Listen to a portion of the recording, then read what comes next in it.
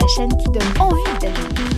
Troisième partie de cette émission Réussir et le ballon de foot et les caramels sont toujours sur la table. Merci d'applaudir les CFA, le CFA, les étudiants de CFA, je vais y arriver, esthétique et coiffure de Saint-Herblain. Ces caramels, ils me perturbent en fait, j'ose pas en manger parce que vous voyez, déjà, il ne faut pas grand-chose pour bafouiller. Et à présent, avec Alicia, Laureline, Léa et Eva, on va accueillir notre troisième invitée. Alicia. Alors bonjour à toutes et à tous. Donc aujourd'hui, Christine Denis est notre invitée, donc créatrice du concept Midi et demi. En quelques mots, on dit de vous que vous êtes exigeante, bienveillante, fédératrice et à l'écoute. Christine Denis est notre invitée dans Réussir. Ça fait 3 fois qu'on utilise bienveillant. Pourtant, d'habitude, c'est pas dans nos habitudes d'avoir des invités comme ça. Non, ça nous arrange pas en plus. Ouais, on passe un petit clin d'œil quand même aux précédents invités. Il se pourrait qu'il y en ait qui viennent nous rendre visite d'ailleurs dans cette émission. La rencontre, Alicia. Alors nous sommes arrivés un jeudi matin au restaurant Midi et demi afin de rencontrer Christine Denis qui est à la tête de cette entreprise. Nous sommes tout de suite interpellés par le style du restaurant qui est coloré et moderne et surtout par l'accueil chaleureux de Christine. Des cookies ainsi que des boissons étaient joliment posés sur la table. Ah, vous savez recevoir. Sans gluten. Ouais. Sans gluten en plus. Sans gluten. Et alors c'est quoi Donc c'est quoi Midi et demi en quelques mots? Un lieu où on se remplit l'estomac entre midi et 2 ou une borne où on vient recharger son compte de sentiments avant de repartir travailler? Sentiments positifs avant de partir. Alors c'est ni une borne, c'est ni un lieu où on vient bouffer. C'est tout simplement un endroit où on vient prendre une parenthèse pour se faire plaisir. C'est beau. C'est bien résumé ça. Léa? Pendant une bonne partie de votre enfance, vous naviguez entre les Antilles et la Vendée. D'un côté, on a le rhum des Antilles, mais bon, ici c'est interdit. De l'autre, on a les mojettes de Vendée. Aujourd'hui, on est à Nantes et on a trouvé un compromis.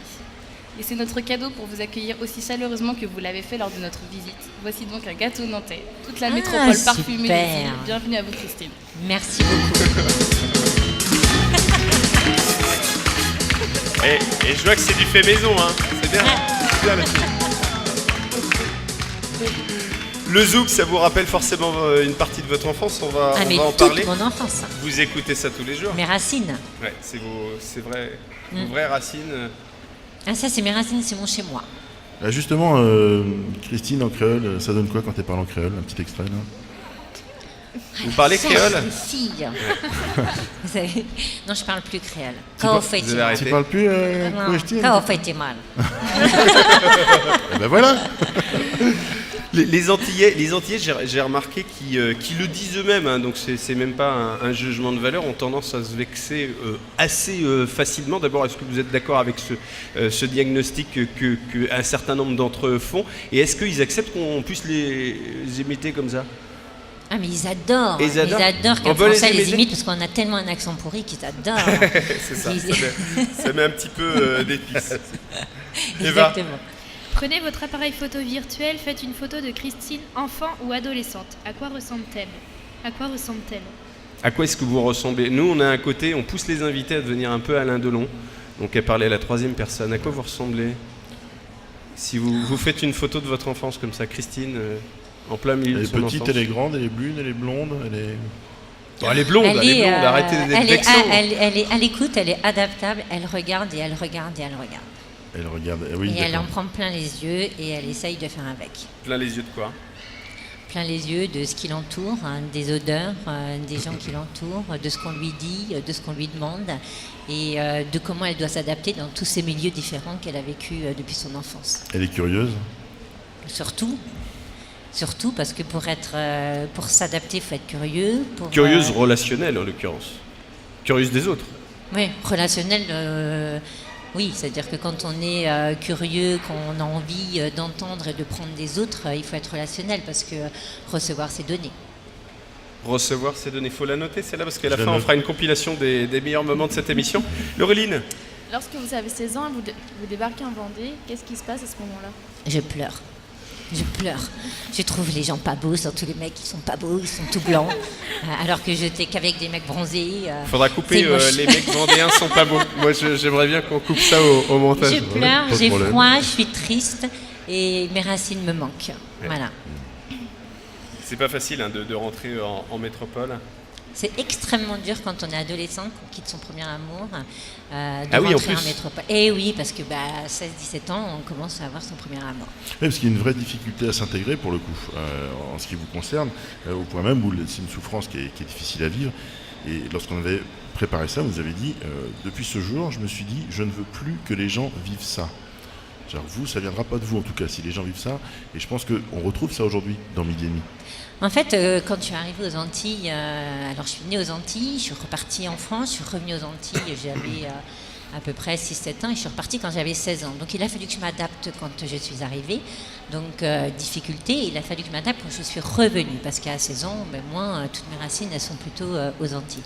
Effectivement, je me suis retrouvée seule, très seule et je me suis dit, j'étais dans la cour de récréation et je me disais, mais qu'est-ce que c'est dur d'être comme ça et je ne veux pas que les gens ressentent ça. Et je pense que je me suis construite en me disant, ne fais pas ce que tu n'aimerais pas qu'on te fasse. Donc quand j'ai construit Midi et Demi, je me suis toujours dit, recrute les gens qui ont envie de travailler et d'être passionnés et surtout écoute tout le monde et je dis toujours à mes managers et je me dis toujours, ne fais jamais ce que tu n'aimerais pas qu'on te fasse. Mais ça veut dire quoi? Ça veut dire que vous avez été mise à l'écart volontairement, qu'on venait pas vous voir, qu'on vous chahutait, qu'on... Oui, parce que je suis arrivée troisième seconde, évidemment, je parlais un peu créole, parce que j'avais été un peu déformée. Eh bien, un petit accent j'avais un peut-être petit accent. Ouais. L'histoire, j'avais pas appris l'histoire de France, j'avais appris l'histoire des Antilles. L'anglais, je l'avais appris. Il y a une autre histoire, on enseigne une autre histoire Oui, beaucoup. L'histoire dans les dom-toms. Ouais, complètement, et surtout l'anglais. On apprend l'anglais avec un accent créole, donc c'est extraordinaire. Allez-y. Donc on a l'impression que Allez-y. je parle portugais. Est-ce que je pourrais avoir un caramel, s'il vous plaît? Vous pouvez nous le faire en anglo-créole? En fait, moi, c'est le jeu, c'est ça. donc effectivement, de se sentir toujours différent. Et différent. Ah, c'est marrant, c'est le thème de l'émission. Voilà. Comment c'est bien raccord. Vous vous êtes sentie toujours différente? Je me suis toujours sentie différente. Alors, je me suis sentie différente petite aussi, parce que les filles vont peut-être le dire, d'une famille militaire, 3 garçons, 3 filles. La fille a peu de place dans une famille militaire. Donc, il a fallu que je me batte pour me dire que les femmes, elles ont aussi leur place dans cette vie. Elles ont aussi leur place et on va peut-être parler justement de votre place dans votre fratrie et notamment par rapport à vos sœurs, puisque vous avez plusieurs sœurs avec lesquelles vous avez plus particulièrement grandi. Alicia? Alors vous faites une formation d'aide-soignante. Le jour de l'obtention de votre diplôme, votre père vous dit « Demain, je ne veux plus te voir au bout de cette table ». Ce n'est pas un peu raide pour vous? Comment vous l'avez vécu? Évidemment, vachement mal. Qu'est-ce qui se passe à ce Très, très moment-là? bien. Pourquoi? Qu'est-ce qui l'amène à vous dire ça? Pour lui, ça y est, j'avais mon diplôme. Je sortais de la table et j'allais me nourrir toute seule. Là. Ouais. Voilà, donc 6 enfants, voilà, vous avez votre diplôme, maintenant, au revoir, demain tu n'es plus là et tu trouves un job.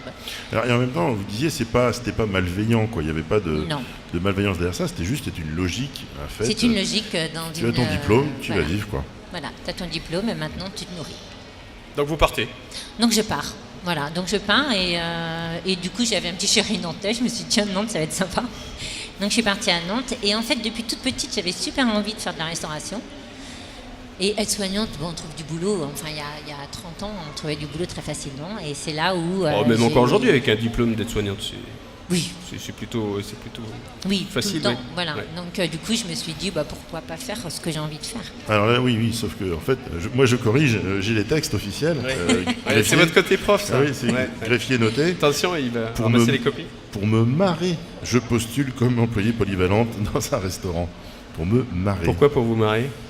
Parce qu'en fait, quand j'étais cliente dans les restaurants, je trouvais ça trop sympa de voir les têtes des gens. Alors souvent, quand on va dans les restaurants, vous voyez le couple qui se parle pas, vous avez la famille qui s'engueule, et je me disais, c'est une vraie pièce de théâtre, ce truc. N'allez pas manger chez Midi et Demi. Mais ils viennent tous manger chez nous. Sans avoir à l'esprit que vous serez observé. Et en fait, en tant que cliente, je trouvais ça super marrant. Je me disais, c'est un sketch. Ouais. En fait, c'est une pièce de théâtre. Vous auriez pu, oui, c'est ça, vous auriez pu faire scénariste ou sociologue. Et du coup, je me suis dit, allez, je vais me marrer, comme dit Rodolphe. Et je disais aux filles, en fait, j'y suis allée en me disant, attends, je vais me marrer, parce que quand tu es serveuse, tu entends tout ce qui se dit à toutes les tables. C'est extraordinaire. Léa, ça vous a marqué ça, hein? Oui, vous dites adorer les restos, que vous voyez la vie, les gens, et que vous entendez les conversations. Qu'est-ce qu'il y a de plus dans la restauration? Dans la restauration, ce qui est passionnant, c'est de faire plaisir. C'est de faire plaisir, c'est de détendre les gens, c'est de leur donner envie. Et c'est quand ils partent de les voir avec un grand sourire. Et ça, c'est vraiment c'est passionnant d'avoir des gens qui arrivent, qui font la gueule, et quand ils repartent, ils sont contents. Et ça, c'est extraordinaire. Et vous y contribuez. Bah ouais. Et vous y contribuez. Eva ? Du coup, selon vous, les personnes ont d'abord besoin de convivialité aujourd'hui? Aujourd'hui, quand on est restaurateur, on est censé savoir faire de la bouffe. Hein. On est censé savoir faire du hamburger. Hein. Régis pourra le dire, il en a mangé un ce midi. Je ne sais pas s'il digère bien, là. et du coup, on sait tous faire ça. Après, c'est Régis Lothor qu'on accueillera tout à l'heure dans la dernière partie. C'est le directeur du CFA. Voilà, qui mange chez moi. Tous les midis. Tous les midis. Enfin, à midi et demi, attention, pas de méprise. Oui, mais c'est chez moi. Et alors, c'est encore quelqu'un qui reçoit chez lui, comme Damien. On va chez lui. Et on a des invités qui ne savent pas faire la rupture entre vie pro et vie perso. Et alors, vous disiez... ensuite, je pense que ça, on sait le faire en tant que restaurateur. Ce qui est très important, c'est de pouvoir vous reconnaître. Et souvent, vous le dites, vous avez, le CF1, Gary, le directeur, qui vous reçoit tous les jours, et il connaît tous vos prénoms. Il ne vous appelle pas vos prénoms, il sait comment vous vous appelez. Et je pense que passer un bon moment et avoir une vraie parenthèse, c'est aussi savoir reconnaître les gens, savoir leur dire, mais comment tu vas aujourd'hui? Hier, tu n'allais pas très bien. Tiens, tu t'es coupé les cheveux. Tiens, ça a l'air d'aller. Oh, tu as eu un bébé, mais c'est génial. Voilà. Et c'est aussi ça, une parenthèse. Et la restauration, c'est aussi ça. Et ce n'est pas que servir des légumes, des frites, des hamburgers. Donc vous êtes à contre-courant, véritablement à contre-courant, à l'heure où on mange de plus en plus vite, parfois dans son coin. Justement, vous réinventez autre chose. Comment faire quand on mange vite et aussi essayer de prendre du plaisir. Voilà. Et en fait, ça, c'était vraiment mon leitmotiv. Ils mangent tous en une demi-heure, 3/4 d'heure. Ils mangent rapidement. Ils savent même plus ce qu'ils mangent. Mais comment je vais faire pour qu'ils soient contents et qu'ils aient du plaisir dans cette demi-heure? Dans quel autre métier vos valeurs d'altruisme, de convivialité auraient pu s'exprimer? Je pense que dans tous les métiers. Alors être soignante dans le médical ou le paramédical, le on l'a déjà dit. C'est d'être proche des gens. Donc au lieu de leur donner des médicaments, aujourd'hui je leur donne des légumes. En fait, c'est vraiment aujourd'hui... Vous avez aussi cette ambition de correctement nourrir sainement vos clients? Oui, énormément. C'est pour ça qu'il n'y a pas de frites chez moi. Parce que... je m'en vais. Non, c'est bon, c'est trop. Alors on en fait c'est pas l'heure de déjeuner, mais 15h26. En fait, dans le CFA, ce qui était génial, c'est qu'ils ont accepté d'avoir un concept comme midi et demi parce qu'ils voulaient justement que les élèves, les apprentis mangent sain, bon, et découvrent ce que c'était que de manger des légumes, du frais et autre chose que de la frite. C'est vachement facile de manger de la frite. Hein. Donc voilà, donc ça a été... il y en a partout. Donc ça, c'était une de nos valeurs. Lorsque nous avons préparé cette interview, vous nous avez dit que ce sont les gens qui vous font grandir. Qui vous a fait grandir professionnellement? C'est ce que je vous ai dit pendant l'interview. Dans une vie professionnelle, on rencontre toujours des gens. On rencontre et il faut toujours être à l'écoute. Il y a toujours des gens qui vous font grandir. Donc j'ai eu 2 mentors. Un qui est très connu sur Nantes, avec qui j'ai bossé pendant 30 ans. Qui s'appelle Jean-Luc Cadio. Jean-Luc Cadio, qui est vice-président, je ne sais pas s'il est encore à cette heure-ci, de la Chambre de commerce et président de la CPME. De la CPME, voilà. Donc ça, c'est un syndicat d'entreprise. Voilà, donc j'ai bossé avec lui quand j'avais l'âge de 20 ans. Donc voilà, je ne dirais pas l'âge que j'ai aujourd'hui, donc ça fait très très longtemps. On ne calculera pas. Que je connais cet homme qui m'a apporté énormément de choses et qui m'a fait confiance, parce que c'est lui qui m'a recruté. Alors que j'avais aucun diplôme pour être dans l'entreprise où il était. Tiens, j'ai une réflexion, j'ai une phrase de Jean-Luc Cadio que je vais vous soumettre après. Finissez ce que vous êtes en train de dire et puis je vous propose de réagir après. Et ensuite, j'ai eu la chance de connaître Daniel Majonchi, qui était le créateur d'une chaîne de restauration.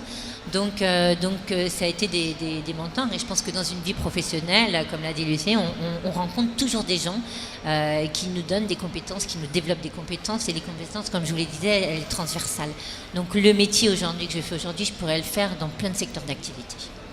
Laureline, qu'est-ce que vous retenez de la rencontre avec vos grands patrons tels que Daniel Majonchi, Yves Gonor et Serge Papin? Yves Gonor, c'est le patron de Fleury Michon, Serge Papin de Système U. Vous avez fait des belles rencontres. J'ai fait des belles rencontres. Ouais. Mais j'ai fait des belles rencontres et on fait tous des belles rencontres. Il faut juste savoir il faut toujours accepter de rencontrer les gens. J'entendais ici qui disait, moi j'accepte toujours de rencontrer les gens, mais moi j'ai rencontré Yves Gonor complètement par hasard. Il était déjà patron de Fleur et Michon à l'époque ? Oui, il était patron de Fleur et Michon, et en fait son rêve c'était de monter un restaurant avec ses produits, et j'ai rencontré quelqu'un qui m'a dit, tiens, est-ce que tu peux pas aller, est-ce que tu peux venir pour un entretien ? Je suis ok, j'y vais, je savais très bien que je n'allais pas prendre ce poste. Et ce jour-là, il y avait Yves Gonor, et du coup j'ai beaucoup discuté avec lui, et c'est lui qui m'a donné envie d'aller bosser là-bas. Est-ce que vous êtes impressionné quand vous vous retrouvez face à des pointures du monde de l'entreprise comme Yves Gonor ou Serge Papin ou Daniel Majonché ? Je suis respectueuse et je pense que ce qui est important dans la vie, c'est d'être vrai.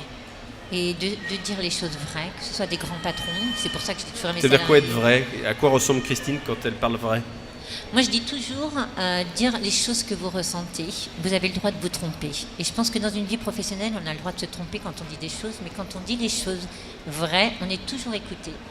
Et que ce soit de grands patrons, des salariés, l'opportunité fait qu'à un moment donné, les gens disent elle ose nous le dire. Voilà, elle ose le dire, il faut le faire avec beaucoup de sérénité. J'ai retrouvé la phrase de Jean-Luc Cadio, donc l'un de vos mentors, qui dit à un moment où un dirigeant d'entreprise change de locaux, où il inaugure de nouveaux locaux, il dit attention, trop de confort tue l'effort. C'est du Jean-Luc, ça. Attention de ne pas mettre non plus les collaborateurs dans une situation beaucoup trop confortable qui leur ferait oublier finalement l'envie d'en avoir plus. Est-ce qu'elle résonne chez vous, cette phrase-là ? Alors nous, on ne bosse pas du tout dans le confort parce qu'on est 7 fonctionnels dans un bureau de 60 mètres carrés, que ce soit la direction, les RH, les administratifs. Donc c'est vrai que le confort, c'est le bien-être entre nous. Voilà, c'est d'être bien entre nous, c'est d'être passionné, c'est d'être écouté, c'est de parler vrai, et c'est ça le confort. Et le vrai confort, c'est ça, parce que Jean-Luc, effectivement, on était aussi 10 dans 15 mètres carrés, et lui, le confort, c'était aussi de faire progresser ses collaborateurs, et il a toujours parlé vrai. Et puis, comme disait aussi le premier intervenant, c'est de savoir être en colère, Damien, c'est de savoir d'être en colère, c'est de savoir pleurer, c'est de savoir... Et même si on est dirigeant, on a le droit de faire ça. Taper du poing sur la table parfois ? Oui. Ouais.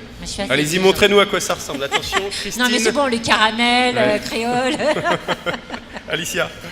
Donc en 2007, vous fondez donc votre propre entreprise Midi et Demi, restaurant d'entreprise convivial, avant de devenir l'incarnation du sourire. L'entreprise naît d'un agacement. Vous vous dites, au lieu de râler sur les autres restos d'entreprise, crée ta propre boîte. À quoi ils ressemblent les restos d'entreprise ? Non, mais en fait, je ne connaissais pas la restauration d'entreprise. Donc, quand je suis arrivée chez Fleur et Michon, que j'ai bossé chez Fleur et Michon, je suis arrivée la première fois dans un restaurant d'entreprise que j'ai trouvé tellement pauvre dans la déco, jamais reconnu, ça sentait la frite. Et je me disais, attends, tous les midis, il faut que j'aille manger là, ça va être chaud. Donc, pourtant, la Charlotte sur la tête avec la grosse coquinière. Suivant, ça marche ? Et puis tous les gens ça n'existe plus, ça. C'est vrai, c'est que dans les films. Non. C'est que dans les films, voilà. Et du coup, comme je leur disais, à un moment donné, tous les midis, je me disais, et un jour, je me suis dit, je vais aller voir ce que c'est que la restauration collective. Et je me suis dit, écoute, effectivement, au lieu de râler, t'as qu'à le faire. Ça vient quand même d'une petite colère, finalement. On en parlait il y a 2 secondes. Ça vient d'une petite colère. C'est ça. Bon, d'une petite colère et de me dire, il y a peut-être un manque. Léa ? Midi et Demi, c'est 10 ans, 15 restaurants et 70 salariés. Où vous voyez-vous dans 10 ans ? En fait, pour tout vous dire, je ne me vois pas. C'est vrai, vous ne projetez pas, vous la spécialiste de la vision de votre entreprise, vous savez ce que vous voulez, comment vous la voulez ? Non, en fait, ce que j'adore, c'est savoir ce que vont manger les gens dans 10 ans. Voilà, ce que je vais être moi, je ne sais pas. Mais ce que vont manger les gens dans 10 ans, vendredi, je pars pour travailler sur l'innovation d'un restaurant. Aujourd'hui, j'ai pris un coach pour que mes managers créent Midi et Demi dans 10 ans. Donc on fait des séances de créativité. Qu'est-ce que sera votre restaurant dans 10 ans ? Parce que quand vous avez 20 ans, 25 ans, 30 ans, vous avez peut-être des envies que moi je ne connais plus. Donc je suis plutôt dans ça, dans la recherche. Mais pourquoi vous faites ça ? C'est à la dirigeante de faire ça, c'est pas au manager ? Mais pas du tout. Moi je suis un chef d'orchestre. Juste ça. Ouais. Voilà. Et en fait mes collaborateurs, c'est eux qui font vivre Midi et Demi. Voilà. Qu'est-ce qu'on mangera dans 10 ans alors ? Qu'est-ce que vous imaginez manger les étudiantes dans 10 ans ? Ah, c'est pas évident, c'est une vraie colle. Qu'est-ce qu'on mangera, Christine ? Donnez-nous un exemple. Des protéines. C'est vrai, on mangera ça ? Ouais. Même chez Midi et Demi ? Vous avez l'air ravi. Vous avez l'air enchanté, ouais. Avec du ketchup ou de la béarnaise.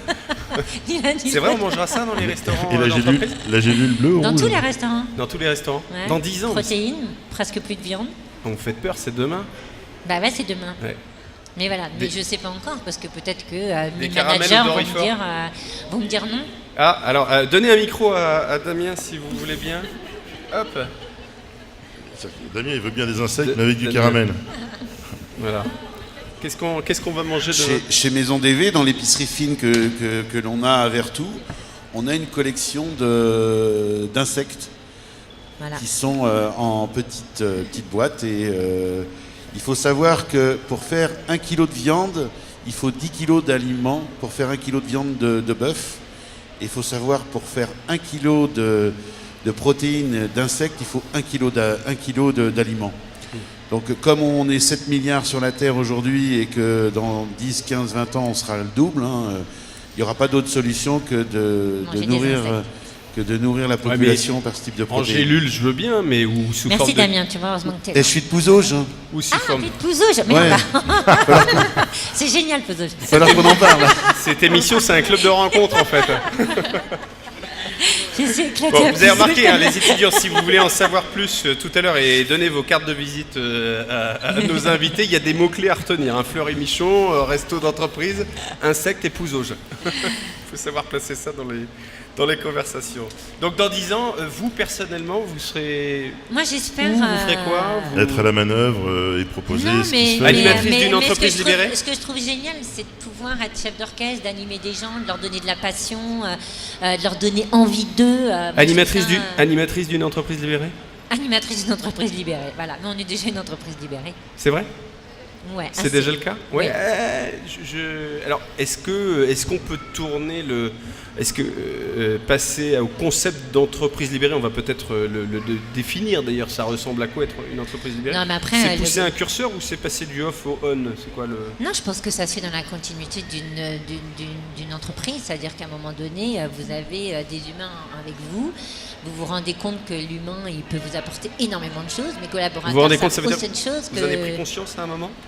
Mais j'ai tout le temps, pour moi, la femme de ménage ou mon manager sont aussi importants dans mon entreprise. Voilà. Et tout le monde a des choses à apporter dans l'entreprise. Donc quand on fait des réunions de créativité, il y a aussi bien la femme de ménage, la plongeuse, que le manager, que le cuisinier. Et en fait, c'est cette atmosphère qui fait que ça bouge, ça crée. Et l'entreprise libérée, elle se fait toute seule comme ça. Pas besoin d'avoir tous les textes et tous les bouquins de l'entreprise. Oui, c'est ça, c'est libérée. pas de la théorie, c'est des bords de la pratique. Léa? Quand vous voyez le film dont Christine est l'héroïne, en quoi estimez-vous qu'elle s'est différenciée personnellement? C'est plus dur d'y répondre là. La différenciation personnelle. Professionnelle, c'est une chose, personnellement. En quoi est-ce que vous avez été différente et avec, pour le coup, peut-être un peu de recul? Alors pourquoi j'ai été... J'aime pas trop dire que j'ai été différente. Je pense qu'on est tous... On a tous des différences, on est tous nous-mêmes. Et j'aime pas trop dire que je suis plus différente que les autres. Je pense que dans la vie, faut savoir... Je pense que écouter, prendre les opportunités, être passionné, ne pas compter, donner et avoir envie de faire émerger les compétences des uns et des autres, je pense qu'on est tous capables de le faire. Et je pense que...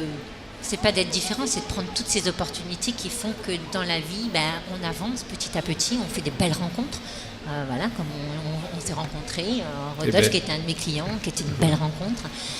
Et chaque rencontre amène ça. Et je pense que être différent, c'est ce que je disais aux filles quand je les ai vues, je dis surtout, soyez à l'écoute, soyez adaptable.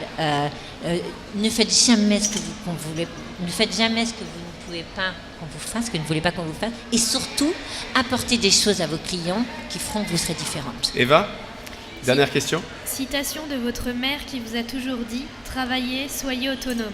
Alors Christine, mission accomplie? Ouais, mission accomplie, elle en est très fière. Les trois frangines, en Et l'occurrence, les trois même si vous avez frangines plus bossent de frères très, et très bien sœurs, et- mais en tout cas les sœurs dont vous êtes assez proches en âge, autonomes, Les trois responsables. sœurs ont des super postes, très autonomes, voilà, très Comment gagnantes. vous êtes différenciés de vos sœurs, justement, dont vous étiez assez proches en âge? On en reparlera peut-être dans le débat tout à l'heure. Ouais. Je vous repose la question, comme ça vous avez le temps d'y réfléchir. Qu'est-ce que vous réussissez, Christine? Qu'est-ce que je Qu'est-ce que réussis vous réussissez, puisqu'on a dit qu'on conjuguait le verbe réussir au présent? Je réussis d'être là avec vous aujourd'hui et je réussis de pouvoir faire ces belles rencontres que j'ai faites avec les 4 filles. Merci. Et on en fera un jingle. Ah, c'est bien, on en fera un jingle. Ça m'a encore fait sursauter. Vous arrivez à m'épater encore à chaque fois. On en fera un jingle le moment où elle parle de vous et de moi sur le fait de faire des jolies rencontres. Merci Christine Denis, merci marraine, puisque vous êtes la marraine de l'organisme de formation Impulseur. Merci. Dans un instant, ça veut dire quoi se différencier? À tout de suite. Réussir, la chaîne qui donne envie d'agir.